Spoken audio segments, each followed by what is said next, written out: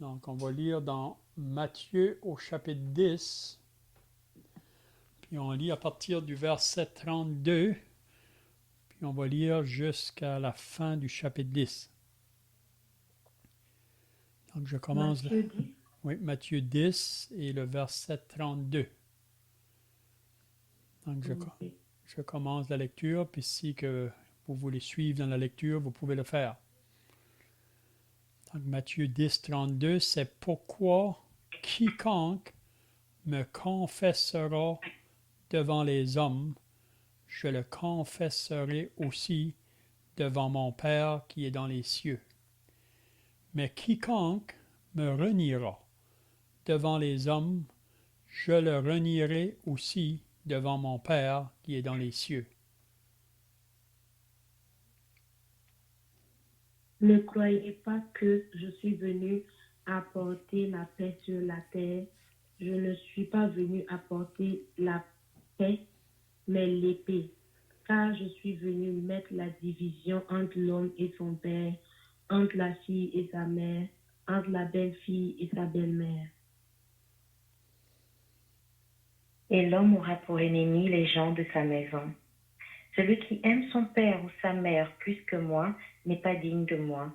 Et celui qui aime son fils ou sa fille plus que moi n'est pas digne de moi.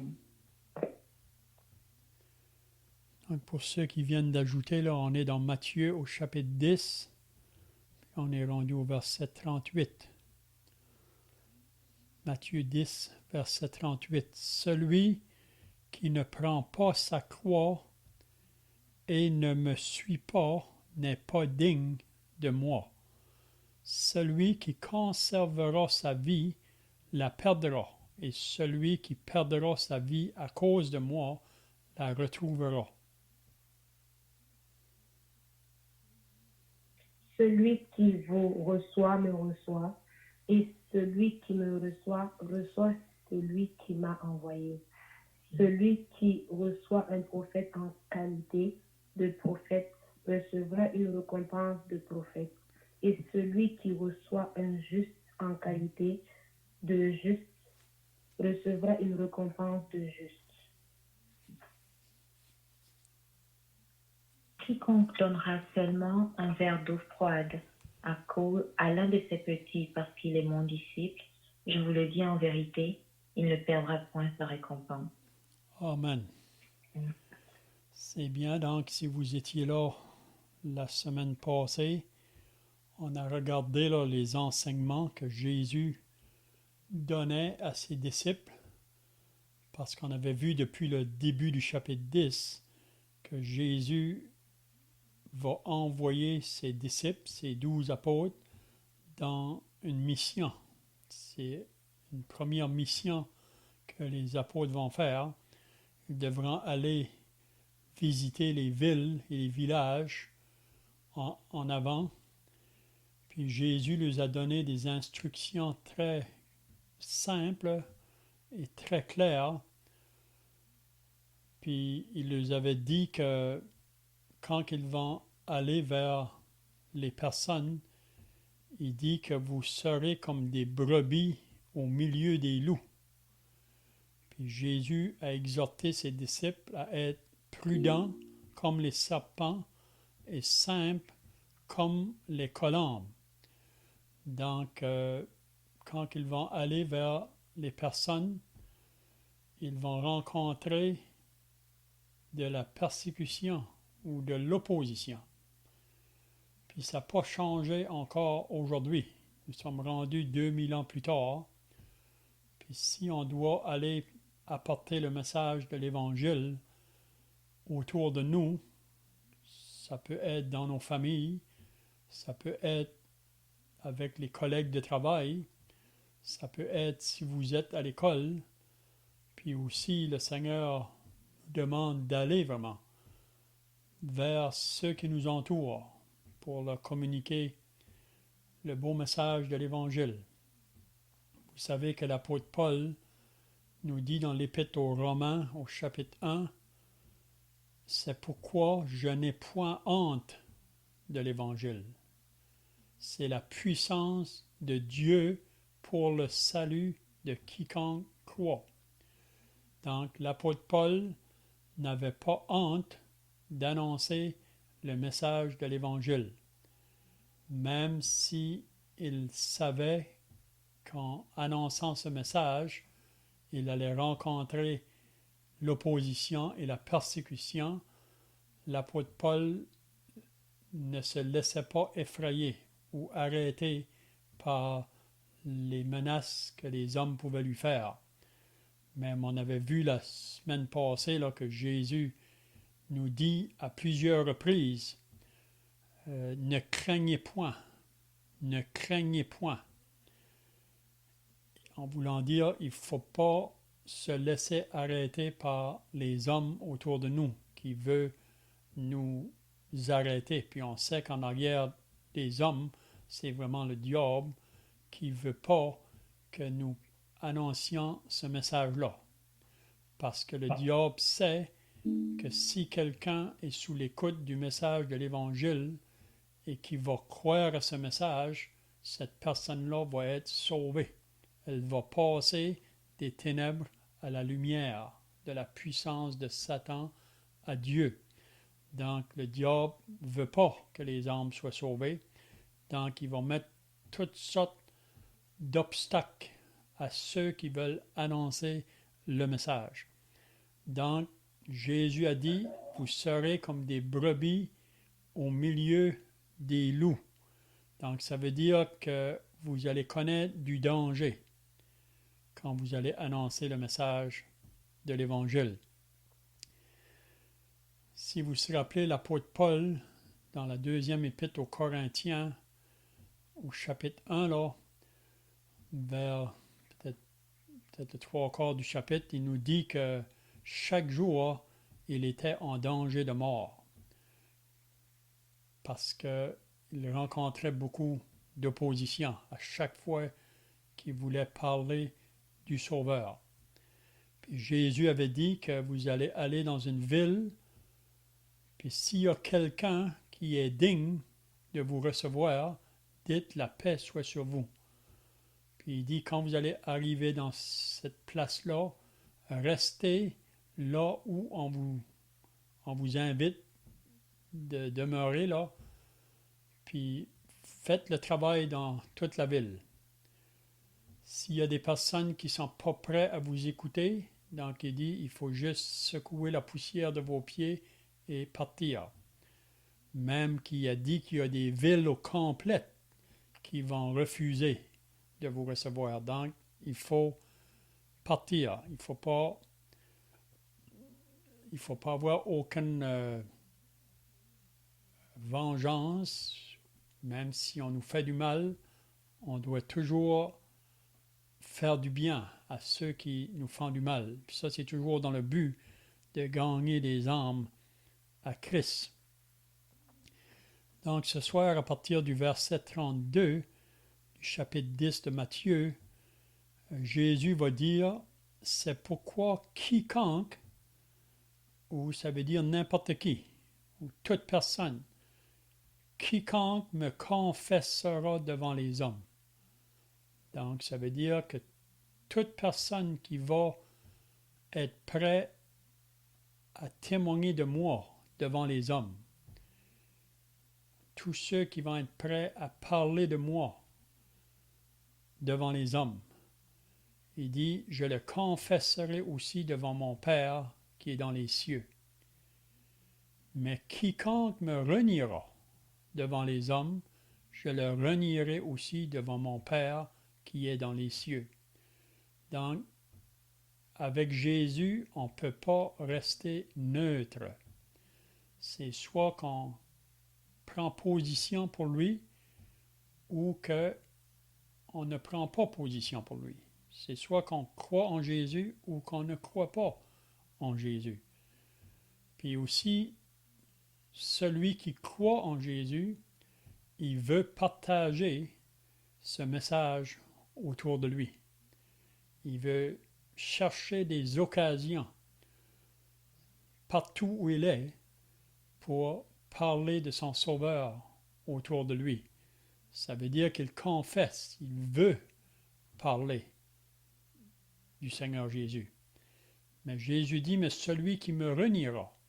Ça veut dire que si on renie le Seigneur, qu'on ne le confesse pas à ceux qui nous entourent, ben Jésus dit, moi aussi je le renierai devant mon Père qui est dans les cieux.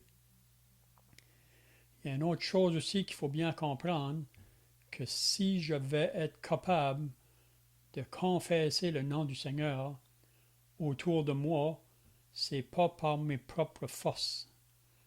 On a besoin de l'aide du Saint-Esprit. On ne peut pas faire ça par nos propres forces. On a l'exemple de Pierre. Vous vous rappelez que Pierre avait dit à Jésus, même si toutes les autres vont t'abandonner, moi, Seigneur, je ne t'abandonnerai pas. Je suis même prêt à aller jusqu'à la mort pour toi. Vous vous rappelez que Pierre a dit ça à Jésus. Mais Jésus a dit à Pierre, Pierre, avant que le coq ait chanté, une fois tu m'auras renié 3 fois. Mais Pierre ne pensait pas ça. Mais vous vous rappelez, dans la nuit, quand que Jésus a été arrêté, puis quand que Pierre s'est présenté dans la cour, là, des personnes sont venues pour dire, est-ce que tu n'es pas aussi un de celui-là? Puis Pierre a renié le Seigneur parce qu'il pensait qu'il pouvait être fort assez par ses propres forces pour confesser le nom du Seigneur devant les gens autour. Mais il a réalisé là qu'il ne pouvait pas. Vous vous rappelez, il a renié le Seigneur 3 fois. Puis même la 3e fois, là, quand le Seigneur a tourné ses regards sur lui, Pierre a été vraiment attristé.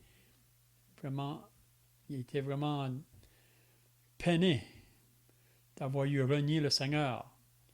Mais par la suite, Pierre, si vous vous rappelez, même dans les Actes des Apôtres, là, Pierre a été prêt à y aller jusqu'à la mort.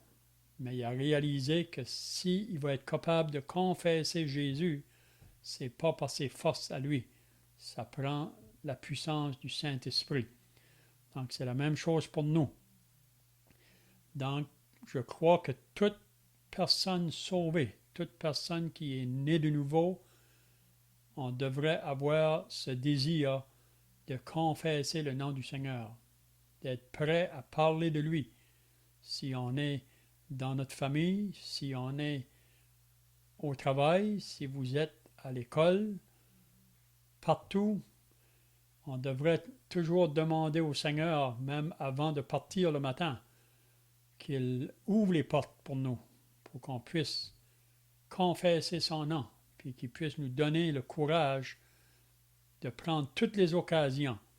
Vous savez, l'apôtre Paul disait, « Je fais tout pour la cause de l'Évangile ». Ça veut dire que Paul, dans tous les endroits où il était, il voulait communiquer ce message-là. Hein? Donc, il ne faut pas avoir honte de confesser le nom du Seigneur. Donc, je ne sais pas si quelqu'un a des questions ici, là, ou si vous avez d'autres pensées à ajouter de ce qu'on vient de dire. Je voulais peut-être juste souligner que dans ma compréhension, je pense, de ce que Jésus dit quand il dit de quiconque confesse son nom, de confesser le nom de Jésus, pour moi, ce n'est pas de dire des belles choses au sujet de Jésus ou de le reconnaître comme un prophète ou comme un homme spécial. De confesser le Seigneur Jésus, c'est vraiment de le reconnaître pour ce qu'il dit lui-même être, c'est-à-dire Dieu lui-même. On sait comment il a dit à Philippe qui demandait de voir le Père, comment Jésus lui a répondu, voilà 3 ans que je suis avec vous, tu ne m'as pas connu, Philippe. Donc Jésus a clairement affirmé être Dieu, Dieu lui-même. Donc de confesser Jésus, ce n'est pas de le reconnaître comme un grand prophète, un homme très spécial ou quoi que ce soit, mais c'est de le reconnaître pour ce qu'il est vraiment. Et en contrepartie, renier Jésus, ça veut dire de ne pas aussi reconnaître qui véritablement est Jésus. Donc, on peut avoir l'impression de ne pas renier Jésus si on dit des belles choses à son égard, mais on se trompe. renier Jésus que de le faire autre chose ou de dire de lui autre chose que ce qu'il est véritablement. Donc, je voulais juste peut-être, à moins que tu ne sois pas d'accord avec ça, tu peux ajouter, Léon, je voulais juste clarifier pour nous, c'est assez simple et c'est assez clair, et peut-être qu'il y a des gens parfois qui ont une autre pensée face à Jésus et qui s'imaginent être corrects parce qu'ils ont du respect pour Jésus. Mais c'est vraiment pas ici le point de Jésus. De confesser, selon moi, c'est vraiment de reconnaître pleinement qui il est vraiment.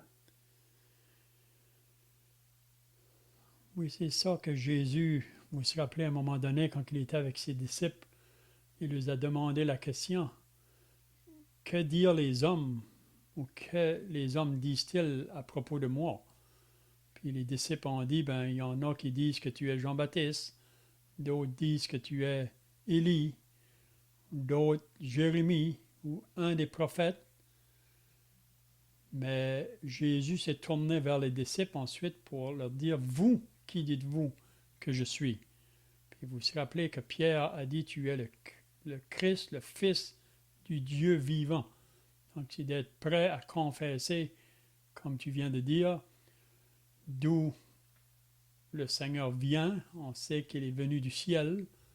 Puis aussi, c'est être prêt à dire qu'il était réellement ce qu'il disait qu'il était. Il disait qu'il était le Fils éternel de Dieu. Puis c'est d'être prêt à parler aussi qu'il est venu comme sauveur du monde. On sait qu'il est venu premièrement pour les siens. Il est venu premièrement chez les siens, mais on sait que les siens l'ont rejeté comme nation, mais il y a des individus qui ont cru en lui dans la nation. Puis ensuite, il s'est tourné vers les autres nations, vers nous les païens. Donc, il est venu comme sauveur.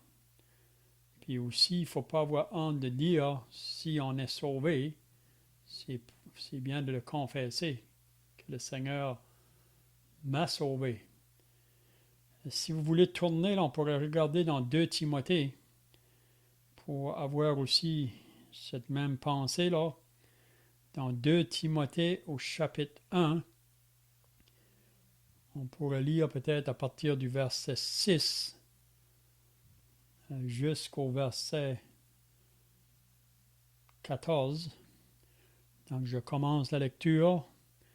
2 Timothée chapitre 1 et le verset 6, c'est Paul qui parle à Timothée, qui lui dit, « C'est pourquoi je t'exhorte à ranimer le don de Dieu que tu as reçu par l'imposition de mes mains, car ce n'est pas un esprit de timidité que Dieu nous a donné, mais un esprit de force, d'amour et de sagesse. » Si quelqu'un veut continuer.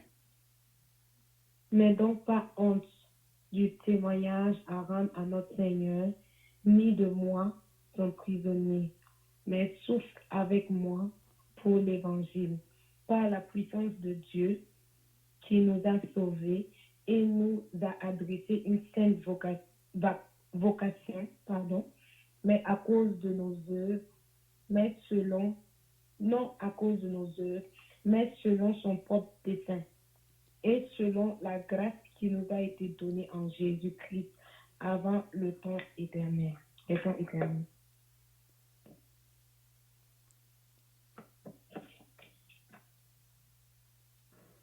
Et qui a été manifesté maintenant par l'apparition de notre Sauveur Jésus-Christ, qui a détruit la mort et a mis en évidence la vie et l'immortalité par l'Évangile.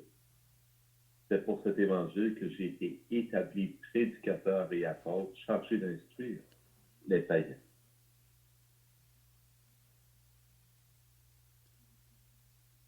Et c'est à cause de cela que je souffre ces choses, mais j'en ai point honte, car je sais en qui j'ai cru, et je suis persuadé qu'elle a la puissance de garder mon dépôt jusqu'à ce jour-là.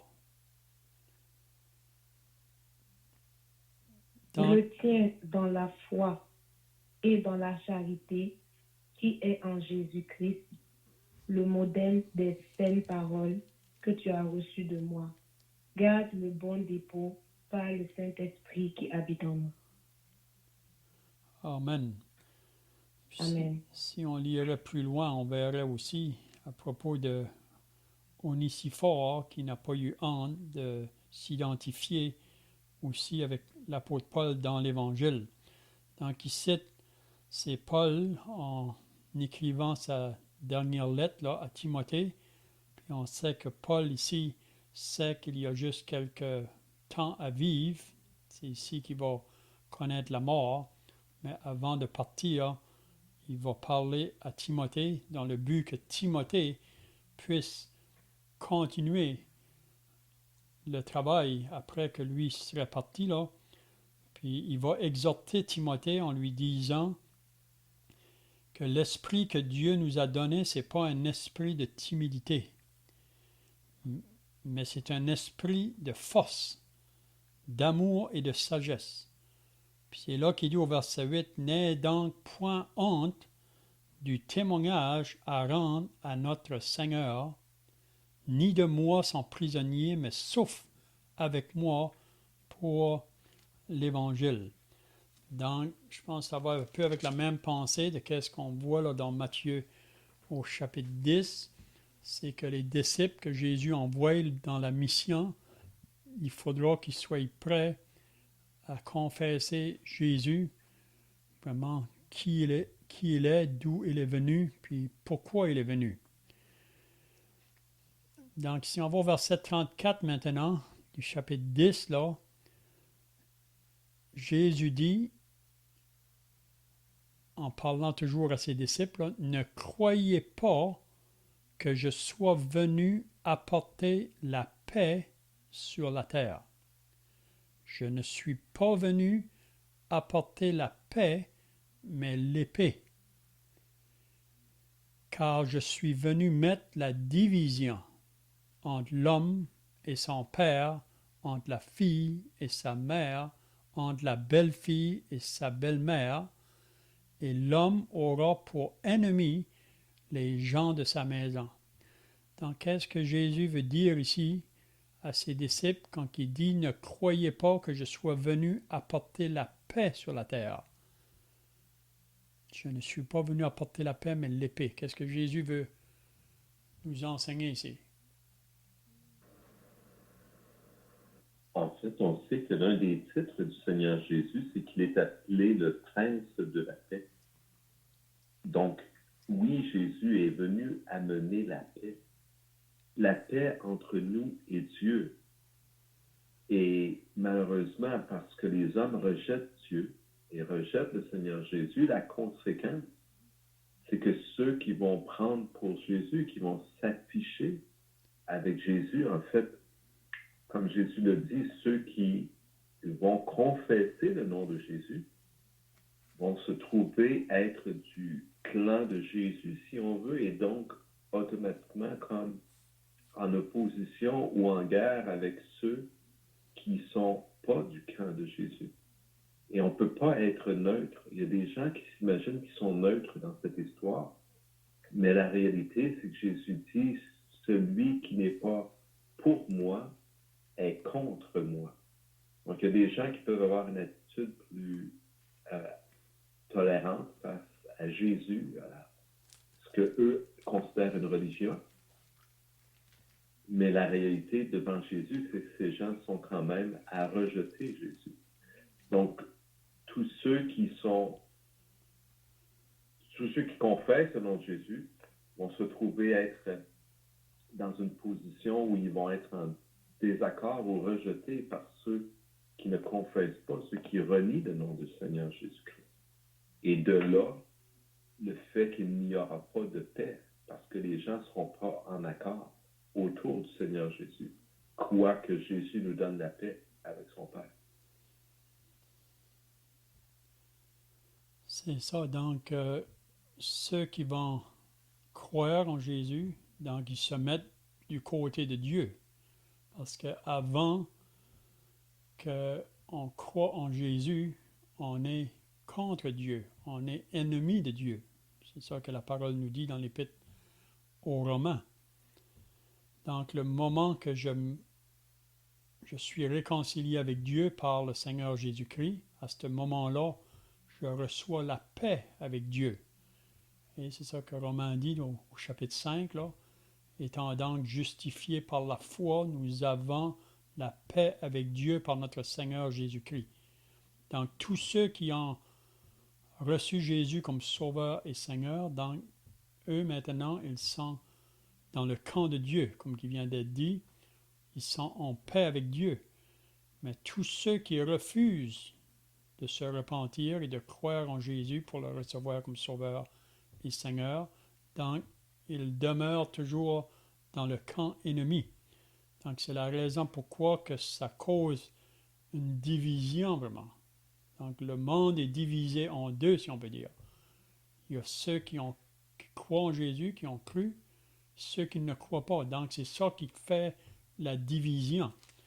Si on lirait dans Luc au chapitre 12, Jésus nous dit la même chose, mais on dirait qu'il met un détail là qui nous aide à comprendre davantage cette pensée.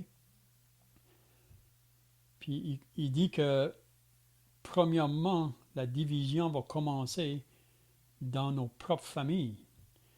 Donc, si vous allez dans Luc 12 et le verset 51, Jésus dit, « Pensez-vous que je sois venu apporter la paix sur la terre? Non, vous dis-je, mais la division. » Mais pourquoi la division? Mais il nous le dit par la suite. « Car désormais, 5 dans une maison seront divisés, 3 contre 2 et 2 contre 3. » Donc, ça veut dire qu'il y en a qui vont croire dans la famille, d'autres ne croiront pas. Donc, c'est ça qui fait la division, là. Et donc, il dit le père contre le fils, et le fils contre le père, la mère contre la fille, et la fille contre la mère, la belle-mère contre la belle-fille, et la belle-fille contre la belle-mère. Donc, c'est la raison que un croit, l'autre ne va pas croire. Puis c'est ça qui cause la division. Donc Jésus, lui, comme qui a été dit, vient pour nous donner la paix. Il veut réconcilier toute personne avec lui. Mais si on refuse, donc on se met du côté vraiment de l'ennemi, là. Donc ça fait une division, même dans la famille. Si vous vous rappelez, on avait lu dans le verset 21 du chapitre 10, là, quand Jésus parlait à ses disciples, puis il disait que vous serez haïs à cause de mon nom. Puis il dit que le frère livrera son frère à la mort, et le père son enfant. Les enfants se soulèveront contre leurs parents et les feront mourir. Donc on a l'exemple de ça dans la première famille qui a vécu sur la terre. La famille d'Adam et Ève, vous vous rappelez, il y avait les deux premiers fils, Adam et Ève, Caïn et Abel. Donc, Caïn a tué son frère. Caïn a refusé de se repentir, de croire Dieu. Donc, il demeure ennemi de Dieu. Mais parce qu'Abel a cru, Caïn l'a tué. Il l'a mis à mort. Donc, c'est ça la division, hein? Je ne sais pas si vous avez d'autres pensées là.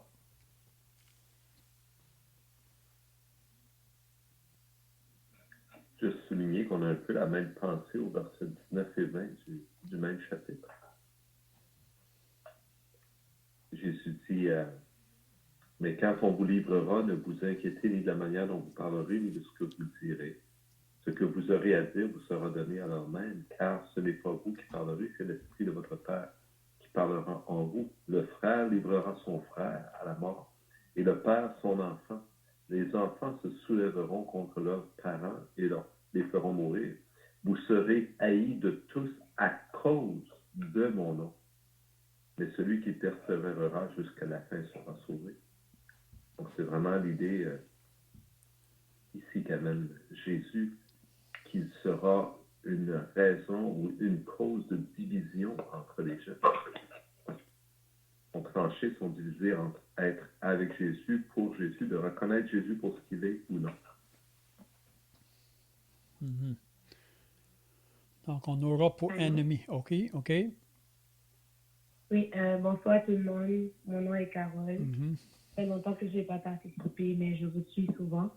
Et aussi pour revenir à ce que M. Léon dit, dans Matthieu 5, il est dit au niveau du verset 10, « Heureux ceux qui sont persécutés pour la justice, car le royaume des cieux est à eux. » Au verset 11, il est dit aussi, « Heureux serez-vous lorsque vous outragera, qu'on vous persécutera et qu'on dira faussement de vous toutes sortes de mal à cause de moi.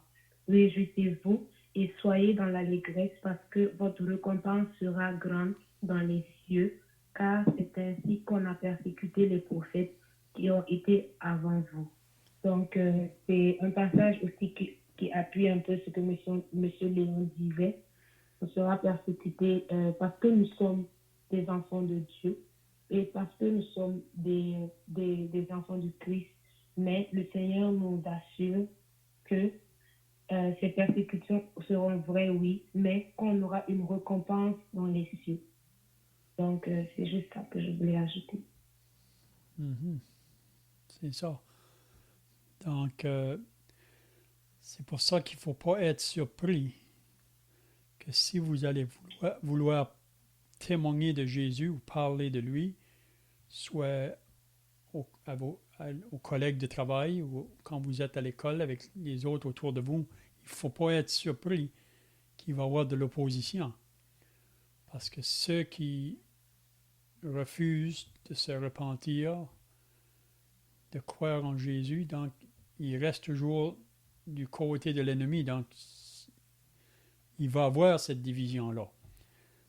Mais ça ne devrait pas nous empêcher de parler, parce que il ne faut jamais oublier que pour nous qui sommes sauvés, qui sommes nés de nouveau, c'est simplement la grâce de Dieu qui est venue nous chercher. Donc, si le Seigneur nous a sauvés, on sait qu'il veut aussi sauver tous ceux qui nous entourent. Donc, notre responsabilité, nous, c'est de communiquer le message. Puis, si on va le faire, il faut être prêt à rencontrer l'opposition. Si on n'est pas prêt à rencontrer de l'opposition, on n'est pas prêt à le faire. Et quelqu'un a dit, si on n'est pas prêt à souffrir pour Jésus, on n'est pas prêt à parler de lui. Mais il y a des côtés qui y a beaucoup de réjouissance quand on annonce le message, quand il y a une réception. D'autres côtés, même pour ceux qui le rejettent, on est responsable de leur annoncer quand même. Mais il y a toujours la joie, même si on a à souffrir pour le nom de Christ. Puis ici, Jésus, vraiment, dans Matthieu 10, là, il parle surtout du côté familial. Je crois que la première opposition que quelqu'un va rencontrer après qu'il est sauvé, là, ça commence souvent dans le côté de la famille. Donc, c'est pour ça qu'il dit au verset 36, « Et l'homme aura pour ennemi les gens de sa maison. » Donc, dans notre maison, ceux qui ne sont pas sauvés sont nos ennemis. Hein?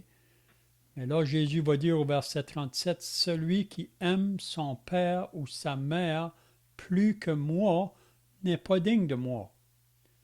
Et celui qui aime son fils ou sa fille plus que moi n'est pas digne de moi. » Qu'est-ce que Jésus veut nous dire?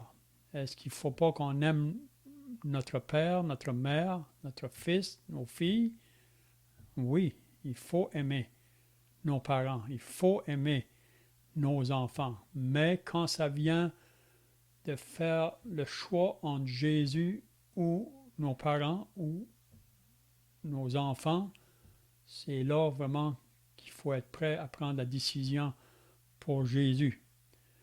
Donc, si moi je prends la décision de croire au Seigneur Jésus, mais mon père ou ma mère refuse de croire, donc ça va causer une division là, et même avec les parents ou avec les enfants.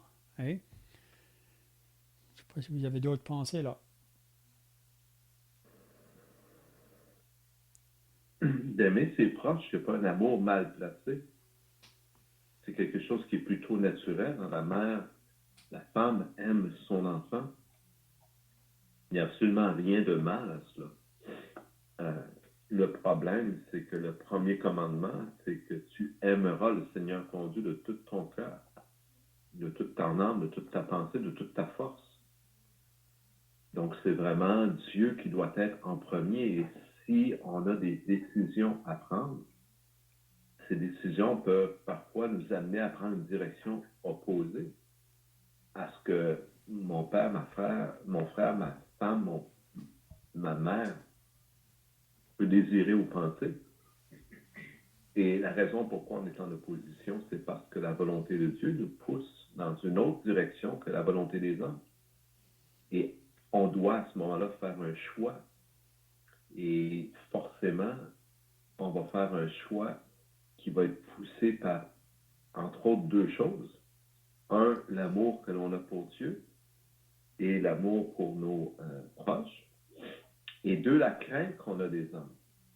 Donc, il peut arriver que par crainte des représailles, etc., comme tu disais, celui qui n'est pas prêt à souffrir pour Christ n'est pas prêt à rendre témoignage.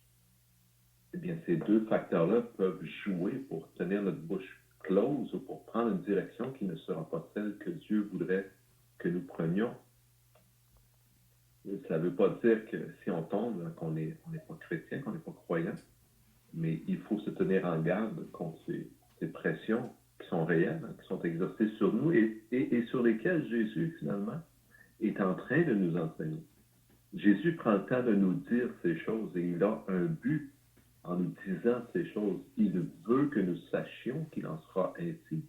Il veut que nous comprenions que ce n'est pas anormal que nous soyons dans la fournaise ardente, si on peut dire ainsi, qu'on soit parfois tiraillé à droite et à gauche et qu'on rencontre des querelles. Ce n'est pas qu'il n'est pas véritable, ce n'est pas que la parole de Dieu est en erreur, ce n'est pas que nous avons fait le mauvais choix, c'est qu'il en est ainsi, c'est normal et c'est une conséquence des hommes qui rejettent Dieu et du péché.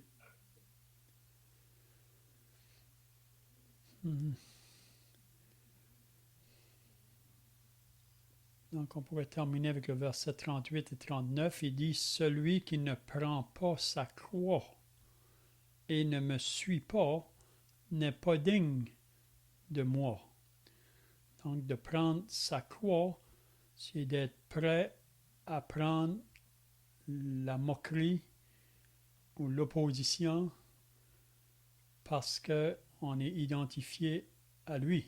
C'est ça que Pierre nous dit dans son épître. 1 Pierre au chapitre 4, là, c'est ça qu'il dit. Celui qui a souffert, donc il faut être prêt aussi à souffrir parce qu'on n'est pas différent que le maître. C'est ça qu'on a vu au verset 24, là. Le disciple n'est pas plus grand que le maître, ni le serviteur plus que son Seigneur. Il suffit au disciple d'être traité comme son maître et au serviteur comme son Seigneur. C'est là appeler le maître de la maison Béelzébul, à combien plus forte raison appelleront-ils ainsi les gens de sa maison? Donc, il ne faut pas être surpris. Je me rappelle quand que ma petite fille était jeune, un jour, elle est arrivée à la maison, elle pleurait parce qu'elle était chrétienne, mais à l'école, on se moquait d'elle parce qu'elle était chrétienne. Je me rappelle quand elle arrivait à la maison, je lui ai dit une parole que Pierre dit.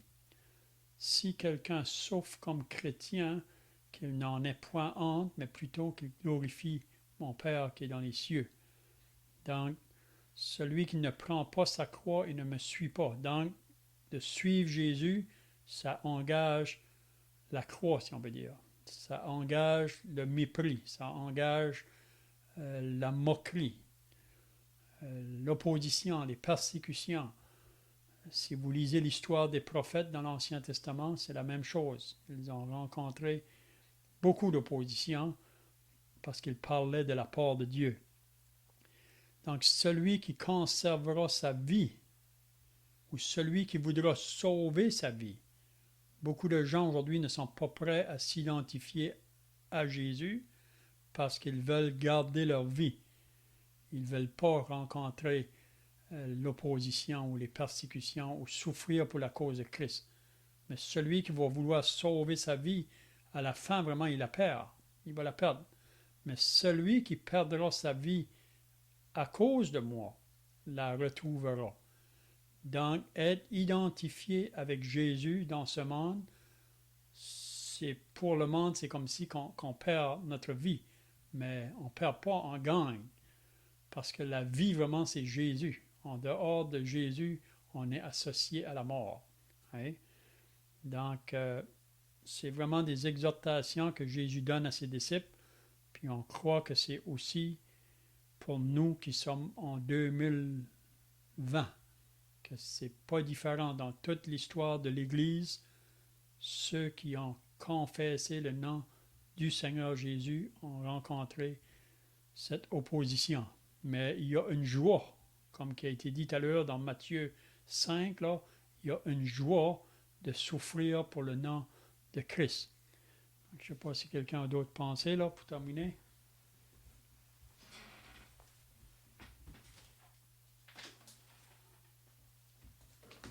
Juste une très brève parole pour dire que finalement, si on rencontre de l'adversité, du rejet, de la persécution, ce n'est pas du tout un signe de désapprobation de Dieu.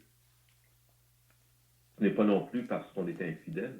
Au contraire, comme on vient de le voir, si on est fidèle, c'est pas qu'on le désire ni qu'on le recherche. On fait attention pour éviter les situations de querelle, de danger, d'opposition, de violence. On ne cherche pas à les provoquer. Donc, ce n'est pas parce qu'on les recherche, mais ces choses vont survenir et il ne faut pas regarder ça comme un signe de désapprobation de la part de Dieu. Et encore une fois, Jésus nous avise afin qu'on ne soit pas surpris par ces choses.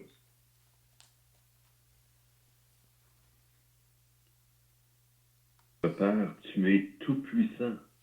Tu es le Dieu créateur de toutes choses. Ta grandeur, Seigneur, ne peut être ni comprise, ni mesurée.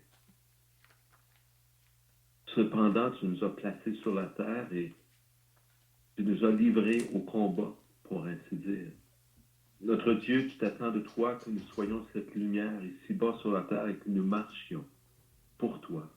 Et tu nous dis que nous pouvons marcher la tête haute, sachant en qui nous avons cru. Pour notre Dieu, sachant aussi que nous rencontrerons de l'opposition. Et Père, sachant par-dessus toutes ces choses que tu es avec nous, de ce que même dans l'adversité, tu ne nous abandonnes pas. Père, le Seigneur Jésus a dit, mon Dieu, pourquoi m'as-tu abandonné? Père, tu ne nous abandonnes pas parce que lui, notre Sauveur, tu l'as livré pour nous. Il a été abandonné et frappé à notre place. Père, merci pour cet amour que tu nous témoignes et aide-nous, Seigneur, à marcher d'une manière digne de ton amour en Christ Jésus. Amen. Amen.